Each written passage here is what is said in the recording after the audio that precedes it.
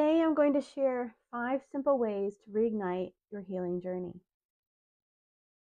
Have you ever felt like you're pouring your heart into healing, yet somehow still standing in the same place you started? Yeah, I've been there. You're not alone.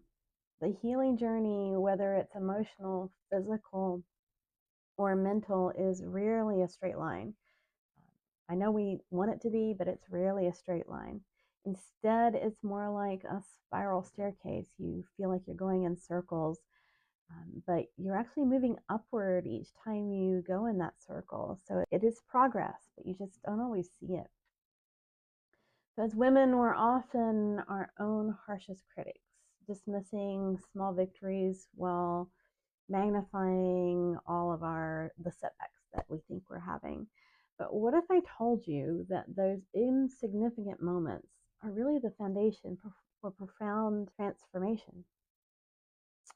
Let's talk about 5 essential practices that will help you not just survive, but actually thrive within your healing journey. First, I want to talk about celebrating those small wins. Yes, as small as getting out of bed, that counts. Because some days that may be all you can do. So celebrate that small win. Maybe that moment you choose to respond instead of reacting, that's a victory. That day you finally delete that toxic person's number from your phone, that's a massive win, right? Getting through a triggering situation without falling apart, absolutely worth celebrating. Each one of these is a step forward, and every step forward, no matter how tiny it might seem at first, it really deserves recognition. But these aren't just feel-good moments. They're rewiring your brain to notice progress and build confidence. If you struggle to celebrate the small wins in your life, try something like this. You can try keeping a wins jar by your bedside. Each night, write one small victory on a piece of paper and drop it in the jar. Watch how quickly that jar starts to fill up, and let that be proof that you're moving forward, even when it doesn't feel like you're doing it. Second, track your progress, because your mind will try to convince you that you're not making any progress. Our brains have a sneaky way of forgetting how far we've come, especially when we're going through a difficult time. That's why acknowledging progress, even the smallest steps, is crucial for maintaining motivation and momentum. For example, the woman who used to have panic attacks in the grocery store but now only feels mild anxiety, that's not just surviving, that's transformation in action. The mom who used to explode at every spilled cup but now takes a breath first, that's healing happening in real time. If you're not sure about any progress you've made with a habit or goal, try something like this.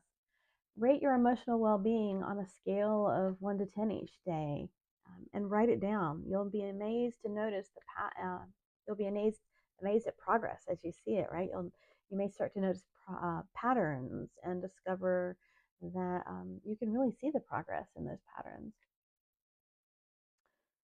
Number 3, document your journey. Your future self will thank you. This is one that I really enjoy.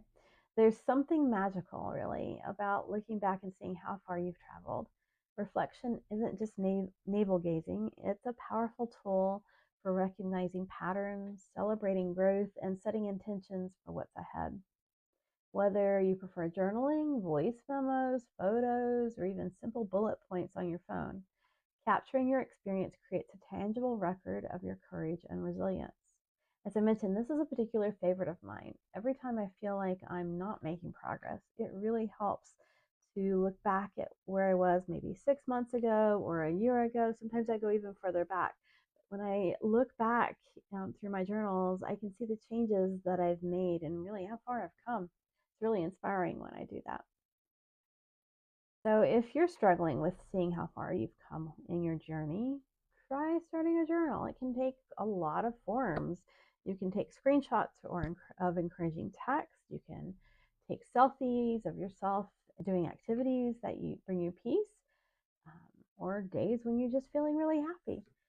If you're doing that, store them in one folder so that you can look back on them. If photos aren't your thing, then you can maybe get a journal and draw pictures or write highlights of your day. You can do bullet points. You can write full paragraphs. You can write just 1 or 2 words. Really, journaling is however you want it to be. So you can just take a few moments each day to record what matters to you so that you can reflect back on it later. Number 4 is find a healing tribe. Remember, you weren't meant to do life alone. Isolation is trauma's best friend, but connection is the secret weapon of healing. Sharing your journey with safe, supportive people doesn't make you needy, it makes you human.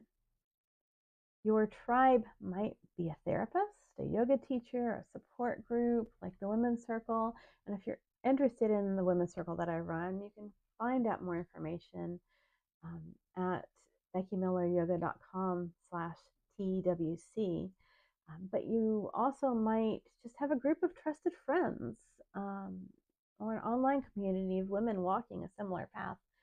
What matters isn't the size of your support network or where it is, whether it's online or in person, but the quality of connection that you feel. Remember, you don't need to share everything with everyone, but you do need somewhere safe to be authentically yourself, struggles and all. If you don't already have a support network established, try something like this. You can identify one person in your life who really celebrates your growth without trying to fix you. You know that person. If they're there, you know who they are. Commit to sharing one honest update with them each week. And finally, the 5th way to reignite your healing journey is to make self-care non-negotiable. Remember, self-care is not selfish, it's essential. Self-care isn't always bubble baths or face masks. You might really enjoy those and they might be a way for you to relax, but true self-care is making choices that honor your well-being, even when, and especially when, it feels uncomfortable or inconvenient. This might look like setting boundaries with family members, saying no to commitments that drain you, asking for help when you need it, or simply giving yourself permission to rest. Those are all great examples of self-care. Self-care is how you show up for your own healing. It's how you demonstrate to yourself that you matter, that your well-being is worth protecting, and that you deserve the same compassion that you freely give to others. If your self-care needs a boost, try identifying just one area where you consistently abandon yourself. I'm going to guess that you already know where that is. This might be overcommitting, it might be people pleasing, it might be ignoring your own body's signals. Whatever it is, pick just one of those areas and choose one small way to honor yourself in that area this week. Remember, no matter which one of these you try, your journey through life is sacred, and so are you. Healing isn't linear, it's not Instagram worthy, it doesn't happen on anyone else's time. It just happens on your own time. Some days will feel like giant leaps forward, while others will feel like you're moving through quicksand. Both are part of the process. Your willingness to heal, to face your pain, to do the hard work, to keep showing up for yourself is one of the most courageous things you can do, not just for yourself, but for everyone whose life you touch. The world needs women who have done their healing work. Women who know their worth, who trust their intuition, who can hold space for others because they've learned to hold space for themselves. You are that woman. I am that woman. We can be that woman together, right? And your journey matters more than you know.